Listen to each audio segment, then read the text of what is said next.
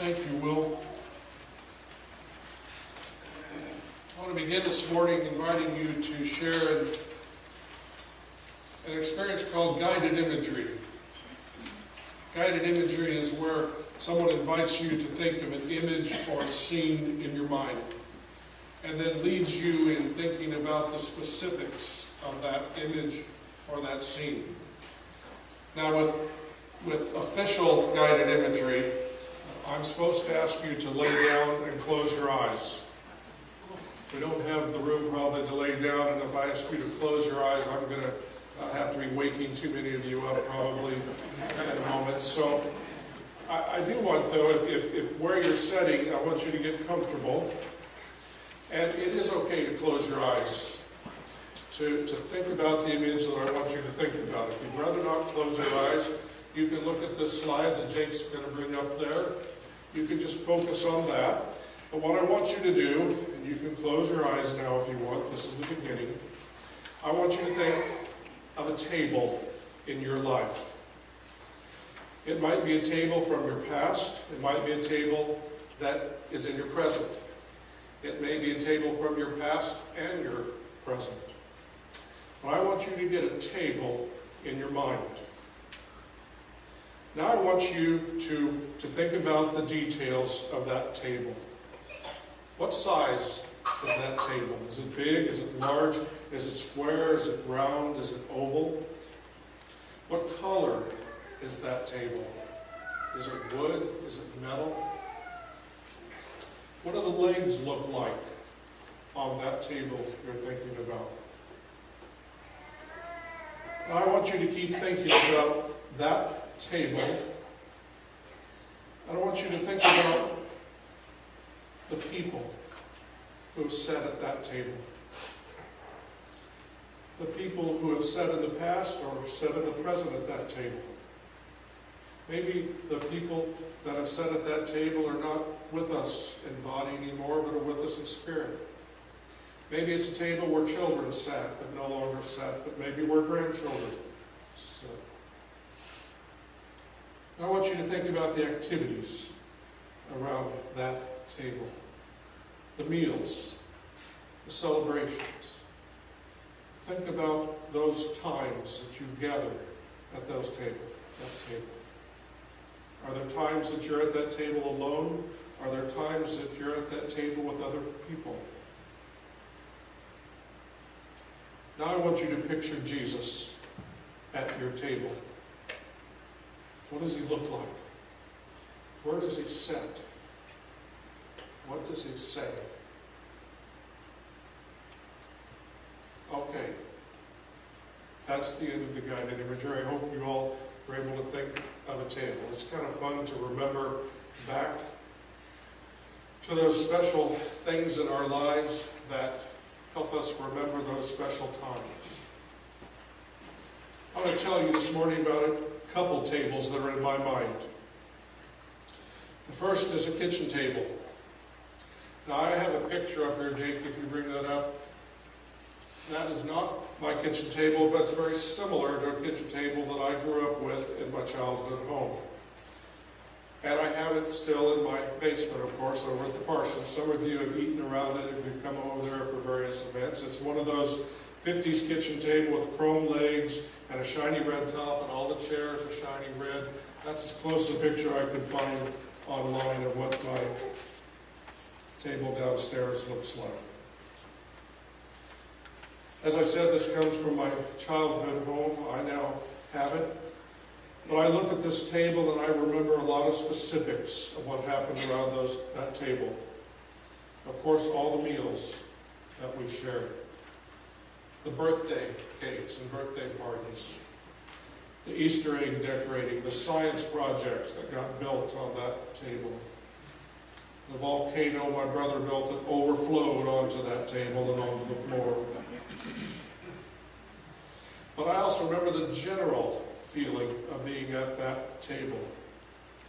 The love that was present at that table. I remember feeling important at that table because I had a place. I had a specific chair and a specific place at which I sat. I remember at that table, we as a family share our thoughts. Thoughts of what was going to be happening that day, the thoughts of what had happened that day. At that table, we received instruction. Sometimes at that table, we received discipline. There were times at that table that were not all happy. There were sad times sitting at that table. There was sad times, and sometimes sitting at that table, I cried so hard I couldn't even eat my meal. At other times, I laughed so hard that milk squirted out of my nose. But most of all, I knew that that table provided me a place where I was welcome and a place where I was loved. Now, the second table I have in mind is not that table, but this table, here at the front of our sanctuary. The specific name for this table is the altar table. It's historic. That term comes from both the Old Testament times when there was indeed an altar present where those gathered to worship, and often that altar was used for the sacrifice of animals. But the term table comes later in biblical times, representing that table where Jesus sat with his disciples and shared that last meal with them. So its official name is the altar table. And we have some traditional items that go on the altar table. Items that pretty much stay there every Sunday, every day of the week. We have the light of Christ, symbolized by these candles. We have the offering plates, reminding us that God calls us to give back to God part of what God has given to us. We have the Bible, or the Word of God, central to our faith on the altar table.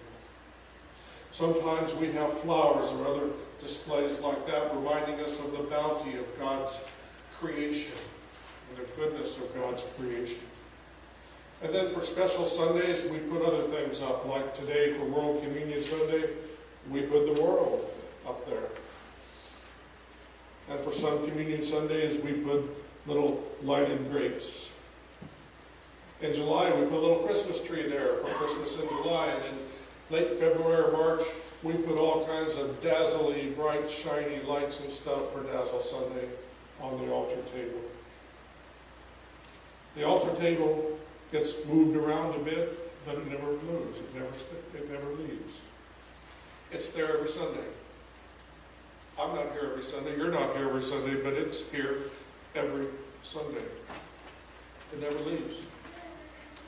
It's familiar to us when we walk into this sanctuary.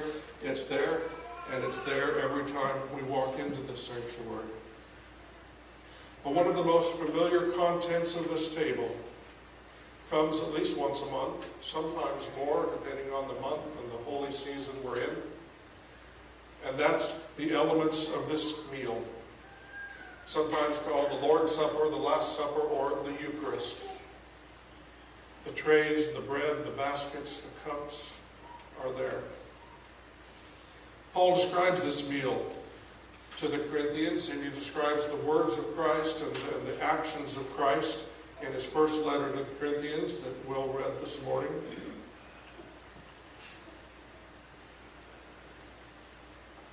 Good words. Words that give us the basics of what happened at that meal. But one needs to look at a few words before that and a few words after that Paul shares to really set the stage for his description of what happened at that meal. It's because Paul was exasperated with the Corinthians. He had had it. As you know, Paul was constantly talking to the Corinthians about the divisions and the hatred and the separation that they had set up with each other. And they had set the Lord's Supper in the midst of a larger community meal, and the practice of it was getting out of hand. what had happened at that meal was that the earlier guests were the wealthier people, and they brought humongous amounts of food and drink, and they would get there and they would consume it all rapidly. And so when the servants who didn't have much to bring would come later to the community meal, there would be nothing left for them to eat or drink. Paul said it's bad enough that the wealthy people that come first are acting so selfish, and they have so much gluttony and drunkenness, and that's bad enough. And Paul had admonished them about that, about not dividing themselves as wealthy and poor. And he told them about that, but he said the division at the sacred supper is the worst kind of division. From this table we are fed. And there's a bit of mystery in how that happens and why that happens. It's just a little piece of bread and it's just a little cup of grape juice. But depending on the day, we partake of that little piece of bread and that little cup of juice. Sometimes it has the power to bring healing in our lives. Sometimes it gives us instruction for how we are to live our lives. Sometimes with this meal there comes even some discipline. Sometimes when we take that little piece of bread and drink that little cup, we find comfort in a time of sadness. Sometimes we find celebration in a time of joy. Sometimes it carries the power of forgiveness when we have messed up. And sometimes it is simply a reminder that we are loved and that we are fed and we are hungry and thirsty for whatever it offers on that particular day at that particular moment. But Paul reminds us, if indeed we are fed, we are to feed. If indeed we are nourished by the body and blood of Christ, and that becomes a part of us, then we are invited to become more Christ-like in how we serve. To serve, to work for justice, to heal divisions where we can, to bring love in the midst of hate, hope in the midst of hopelessness, and salvation to those who are lost. The real reason this meal is central to our faith is what happened the day after this meal was shared by Jesus and his disciples. And we know what happened, don't we? It was that next day that Jesus was crucified. And in classical theological terms, what happened that day after the meal made this meal even more sacred. Because Jesus died that we might live lives not enslaved to sin, but freed to be more Christ-like. And to this table, Christ invites all. And in our Christ-likeness, we invite all. On the occasion, whenever it is that we celebrate the Lord's Supper, this table becomes a safe and sacred space. If those words sound familiar, it's because those are the words that are used when we certify people who work with children and youth in the United Methodist Church. Safe and sacred space. We're behind on getting some of our new folks certified, our scout leaders and some of you who are new to the church. We've got to work harder on that, and we need to do that this fall. It is important that we become certified, those of us that work with our children and youth, so that indeed they do have a safe and sacred space. This past week I did what every United Methodist clergy person has to do every 4 years. I received my quarterly sexual ethics training at a workshop with other clergy. Fascinating and helpful time. some new things happening that we had to be informed about and aware of. One of them is our increasing technology and social media, and how there are inappropriate things that are happening on those things like Facebook, and we have to be careful. One of the questions that I found most fascinating in the midst of this day-long training was a question that was asked. And the question, I sat at a table with some other clergy, and that was the table that we had discussion at whenever they said, now discuss this at your table. And sitting next to me was a nice retired pastor, a little bit more conservative than me as we talked about some theological things, but we had a good time. But one of the questions that was asked in the midst of this was, what will we do as pastors if indeed a registered sex offender came to worship? Now, my friend sitting next to me raised his hand. And people at the table probably heard my intake of breath. I thought, oh no, what's he going to say? The first thing that came out of his mouth was, I would welcome him or her as a child of God. Amen. Now, I don't think that he said that in any kind of comfortable way. I don't think we would say that in any kind of comfortable way. But it is what we should say. It is what we are called to do. Well, after that was said, of course, as happens with a bunch of pastors, we started getting into the nitty-gritty and we started asking questions. One of the questions we asked was, well, how do we know if someone is a registered sex offender? We found out that you can go online to the KBI and you can find the names and addresses and even a map where those who are registered as sex offenders live. I didn't know that. So there is a possibility in a place like this, with a small community, that people will know the names of people and will know people when they come in to worship.